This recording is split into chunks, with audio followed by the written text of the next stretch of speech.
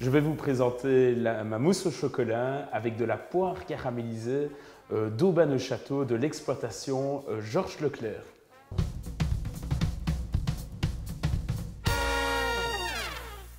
Pour cette recette, nous avons besoin de chocolat, de sucre semoule, nous avons du gros sel, des blancs et des jaunes d'œufs séparés, nous avons du beurre et nos poires.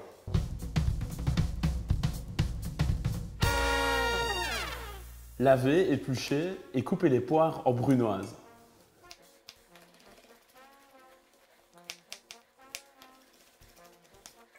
Caramélisez les 75 g de sucre dans une poêle et ajoutez les poires.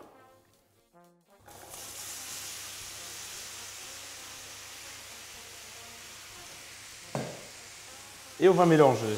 On va faire caraméliser les poires. À quoi vois-tu que la poire est bien caramélisée, Didier? En fait, on va attendre qu'elle se ramollisse légèrement.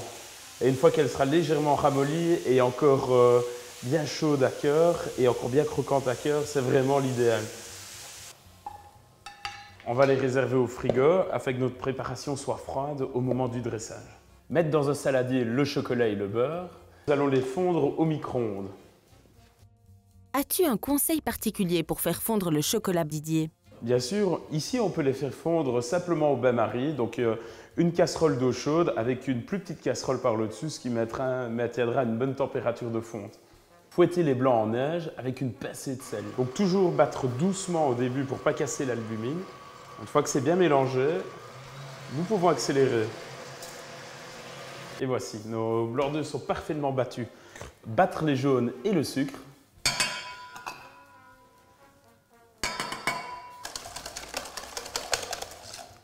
Verser sur le chocolat fondu. Nous allons rajouter délicatement les blancs d'œufs. Pourquoi incorporer directement les blancs dans la préparation? Tout simplement afin qu'ils ne rebaissent pas et qu'ils donnent vraiment de la légèreté à notre préparation. Vous pouvez tout mettre en une fois et on va l'incorporer.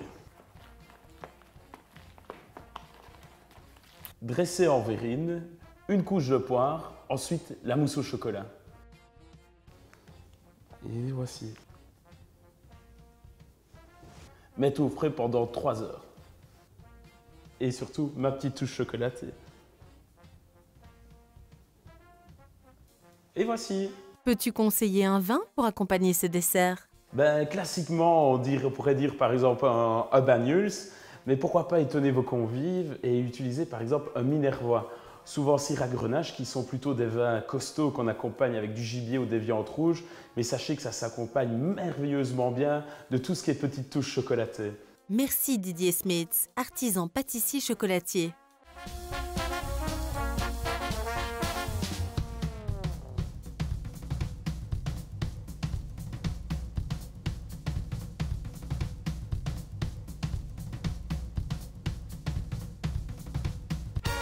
Découvrez d'autres recettes sur www.omiam.tv.